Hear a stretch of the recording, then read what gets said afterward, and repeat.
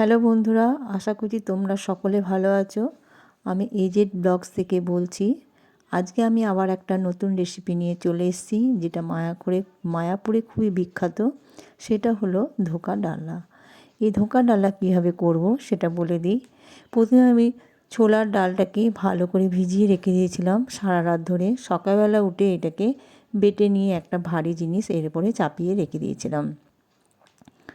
বেটে নিয়ে তারপরে চাপা দিয়ে রেখে দিয়েছিলাম। এরপর এগুলোকে পিস পিস করে কেটে নিয়ে গরম তেলের মধ্যে এগুলোকে ভেজে নিচ্ছি।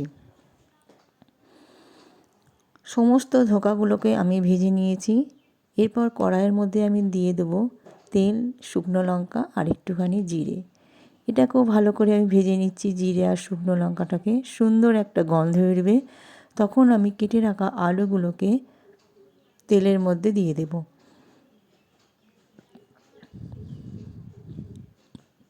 সব আলুগুলো এইভাবে ভেজে নেব।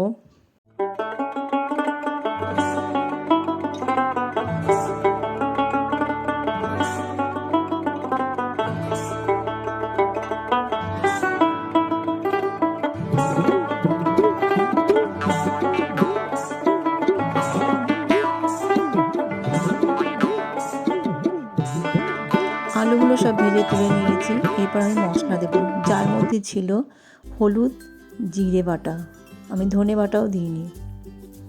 এরপর এটাকে ভালো করে নেড়ে নেব সুন্দরভাবে। বেশ মশলাটাকে আমি কষিয়ে নেব, যেহেতু জিরে বাটা আছে, জিরেটা একটা সুন্দর গন্ধ বেরোবে। কষিয়ে নেওয়ার পরে ততক্ষণ আমি এটাকে সুন্দরভাবে ভেজে নেব তেলের সাথে। তেলটা আমার ছেড়ে গেছে, মশলাটাও বেশ সুন্দর করে ভাজা হয়ে গেছে, বুঝতেই পারছো। দিয়ে দিলাম এর মধ্যে চিনি।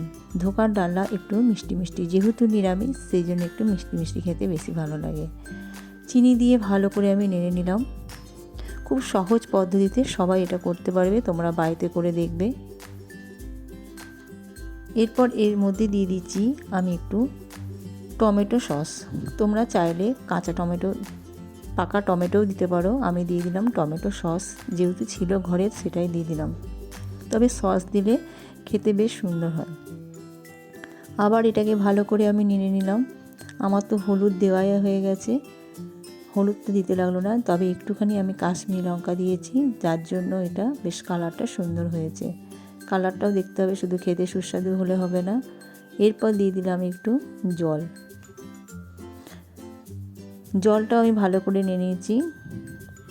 আমি খুব সহজ পদ্ধতিতে, খুব সাধারণভাবে এবং খুব কম সময়ের মধ্যে আমার চ্যানেলে রান্না দেখাই। আর আমি যেগুলো বাড়িতে করি সেগুলোই বেশি আমি দেখাই। এরপর এটাকে ভালো করে আর একটু জল দিয়ে দেবো, যেহেতু আলুটা আমার সেদ্ধ করা নেই। তোমরা চাইলে আলু সেদ্ধ করেও নিতে পারো। আলুটা বেশ সেদ্ধ করে নেব। এবার চাপা দিয়ে দেবো একটু। তার আগে দিয়ে দিলাম নুন। নুনটা দিতে একবারই ভুলে গেছিলাম, একটু নুন দিয়ে দিলাম।